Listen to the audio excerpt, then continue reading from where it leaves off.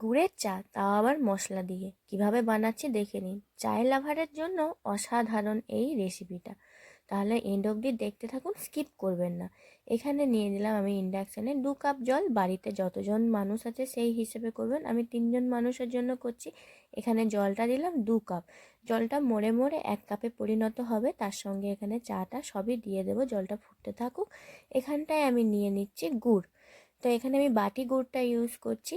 ওই যে খেজুর গুড়টা হয় না, খেজুর গুড়ের বাটি গুড় পাওয়া যায়, ওইটা নিয়ে নিলাম। এখানে ভাঙতে পারছিলাম না বলে এভাবে ঠুকে এটা দিয়ে দিলাম। এবার তো গরম জলে দিয়ে দিলেও আপনা আপনিই গলে যাবে। তো এখানটায় চামচের সাহায্যে গলিয়ে নেব। আর এখানে দিয়ে দেবো চা।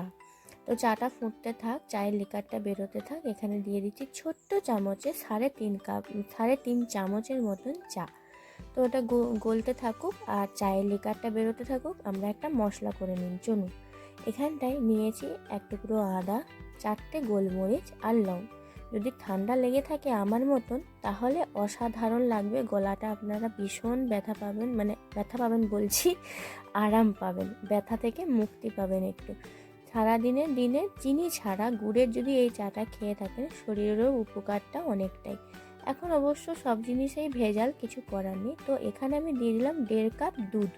3 জনের জন্য বানাচ্ছি, তাহলে এই কাপটা 1.5 কাপ আমি দুধ দিলাম। আগে কিন্তু 2 কাপ জল দিয়েছি, ওটা মরবে ভালো মতন। এখন দেখুন চায়ের রঙটা সাদাটে ভাব আছে, ফেনাটা সাদা আছে। যখন দেখবেন এই যে দুধের কালার যেরকম আছে, ফেনাটা ওই রকম হয়ে গিয়েছে, তখন ভাববেন চাটা আপনার রেডি।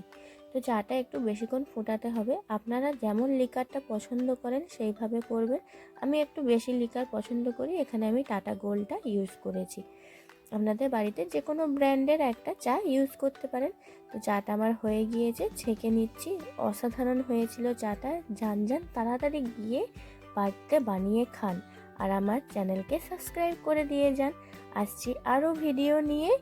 আর কমেন্টে যদি কিছু জানার থাকে তাহলে লিখে দিন, কমেন্ট বক্স তো খোলাই আছে আপনাদের জন্য। ভালো থাকবেন, সুস্থ থাকবেন। চলুন চাটা এবারে খেয়ে নিই। কত সুন্দর রং হয়েছে দেখুন, অসাধারণ একটা রং এসেছে। চলুন চাটা খাই। গরম গরম মশলাদার টি করলাম গুড়ের সাথে। চিনি আজকে খাই না, শরীরটা অতটা ভালো নেই, গলাটা ভীষণ চাটছে, মানে ব্যথা গলাটা, জ্বরও হয়ে গেছে। ওয়েদার চেঞ্জ হচ্ছে, যেন জ্বর হয়েছে। এই মশলা টিটা করলাম। আপনারা দেখুন, মশলা টিটা অসাধারণ টেস্ট হয়। আর এভাবে যদি বানান আমাকে অবশ্যই জানাবেন যে হ্যাঁ আপনারা কেমন হয়েছিল আপনাদের এই চাটা। অবশ্যই যাবেন আর এই রেসিপিটা অবশ্যই ট্রাই করবেন। আর যদি ভিডিওটি ভালো লাগে তাহলে বলার আর কিছুই নেই, সাবস্ক্রাইব করবেন, লাইক করবেন আর বেশি বেশি করে একটু শেয়ার করবেন। আসছি আরও একটা ভিডিও নিয়ে। Tata tata.